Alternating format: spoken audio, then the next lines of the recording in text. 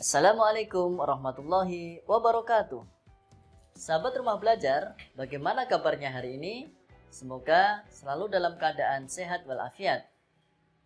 Kali ini kita akan belajar tentang tema 9, subtema 1, pembelajaran 1. Dan tujuan pembelajaran yang akan kita capai pada pembelajaran hari ini adalah sebagai berikut.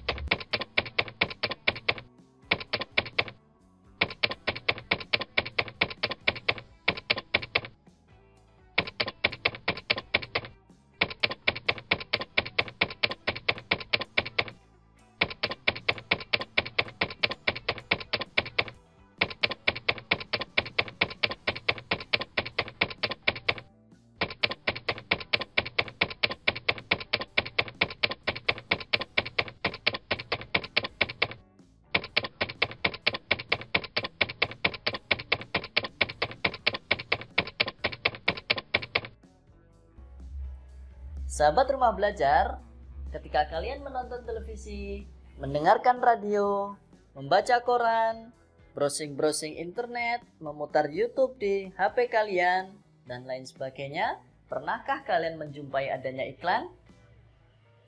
Ya, tentu kalian sering menjumpai adanya iklan, bukan?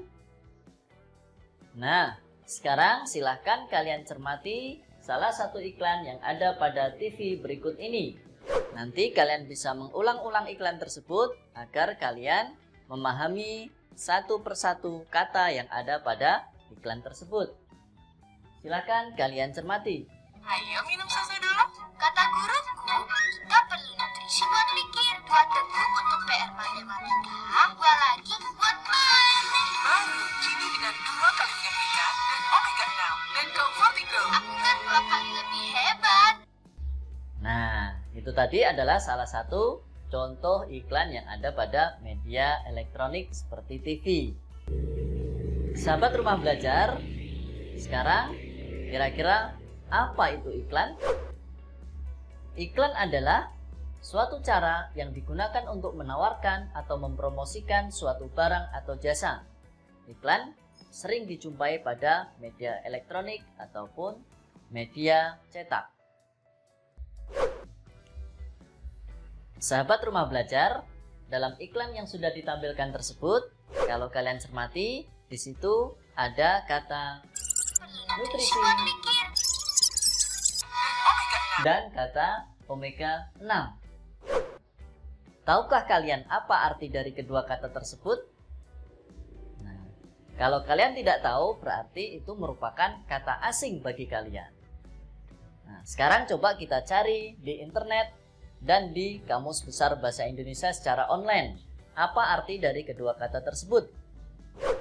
Dalam Kamus Besar Bahasa Indonesia, kata nutrisi berarti proses pemasukan dan pengolahan zat makanan oleh tubuh, atau bisa juga berarti makanan bergizi.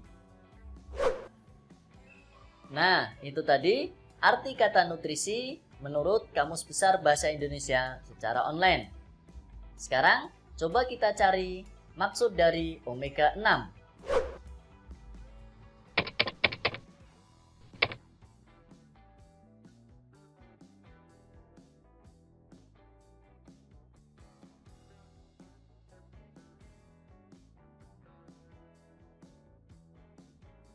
Kata omega 6 menurut Mel Fadiana dalam jurnal.fkm.unan.ac.id, omega 6 merupakan asam lemak tak jenuh ganda yang mempunyai banyak manfaat terutama untuk pertumbuhan dan perkembangan kecerdasan balita.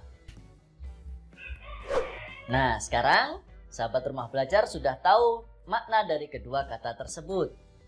Nah, selain dua kata tersebut, yaitu kata nutrisi dan kata omega 6, mungkin ketika kalian mencermati kata-kata yang ada pada iklan, kalian menemukan lagi kata-kata lain yang kalian anggap itu adalah kata asing bagi kalian.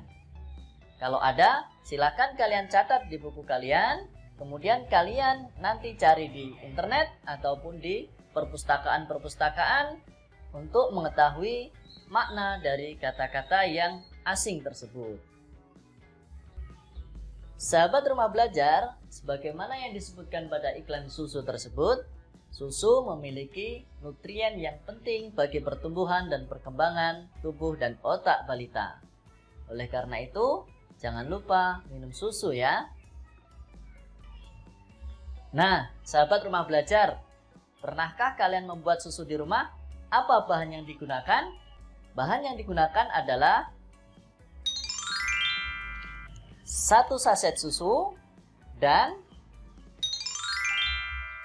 1 gelas air putih. Bahan yang digunakan untuk membuat susu salah satunya adalah air putih. Air putih ini merupakan zat tunggal karena air ini belum tercampur oleh apapun. Contoh lain dari zat tunggal misalnya emas 24 karat atau emas murni. Ada juga garam, ada lagi gula, dan lain sebagainya.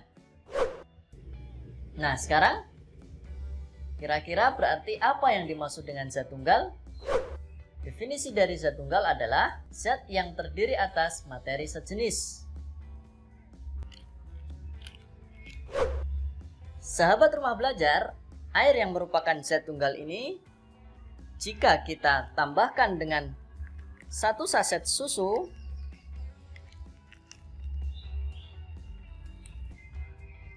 kemudian kita aduk-aduk hingga merata.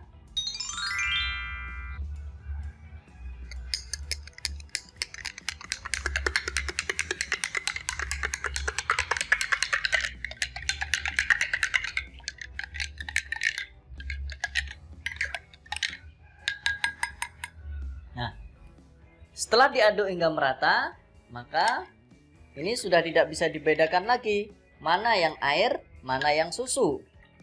Nah, jadi kalau seperti ini, apakah ini masih bisa disebut dengan zat tunggal? Betul sekali, ini sudah bukan merupakan zat tunggal karena sudah tercampur oleh berbagai macam zat lain yang berbeda. Nah, zat yang semacam ini disebut dengan zat campuran. Definisi dari zat campuran adalah zat campuran adalah zat yang terdiri atas beberapa jenis materi atau zat tunggal yang berbeda. Dengan demikian, jelaslah bahwa susu ini merupakan zat campuran. Susu ini bisa memberikan manfaat yang sehat bagi tubuh bila kita minum secara rutin. Coba kita minum dulu ya. Ingat, saat makan atau minum, lebih baik kita sambil duduk.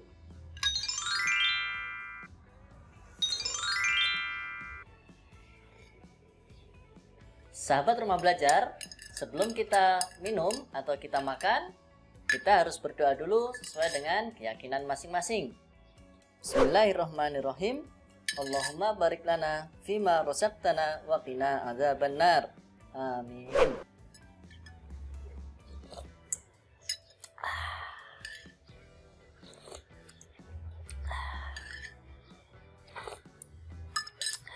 Alhamdulillahirabbil alamin. Susu memberikan manfaat yang sehat bagi tubuh dan perkembangan otak kita.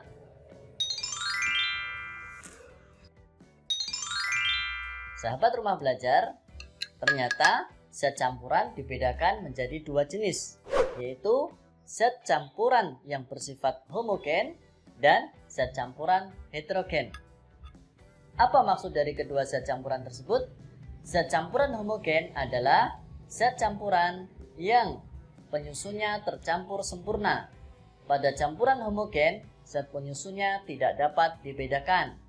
Contohnya air garam, sirup, susu, udara, perunggu, kuningan, emas yang kurang dari 24 karat, dan lain sebagainya. Kemudian, apa yang dimaksud dengan zat campuran heterogen? Zat campuran heterogen adalah zat yang penyusunnya tidak tercampur sempurna. Pada campuran heterogen, zat penyusunnya masih dapat dibedakan. Contohnya, campuran air dengan kopi. Pada air kopi itu masih ada endapan kopinya, sehingga bisa dikatakan ia tidak tercampur sempurna karena masih bisa dibedakan. Contoh lain misalnya air dengan tepung. Ketika tepung diaduk-aduk di dalam air, tepung juga tidak bisa tercampur dengan sempurna karena lama-kelamaan tepung akan mengendap ke bawah juga. Kemudian contoh lain yang lebih jelas misalnya air dengan pasir. Ketika kita aduk-aduk pasir di dalam air, tentu pasirnya tidak bisa larut dan masih terlihat jelas mana pasir, mana air. Sahabat Rumah Belajar, itu tadi beberapa contoh tentang zat tunggal dan zat campuran.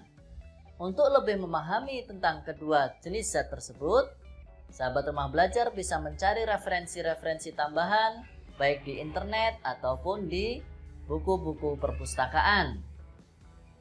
Nah, untuk lebih memahami lagi, silahkan sahabat Rumah Belajar mencari beberapa contoh zat yang termasuk zat tunggal dan zat yang termasuk zat campuran di lingkungan sekitar kalian. Demikian, semoga pembelajaran kali ini memberikan manfaat. Wassalamualaikum warahmatullahi wabarakatuh.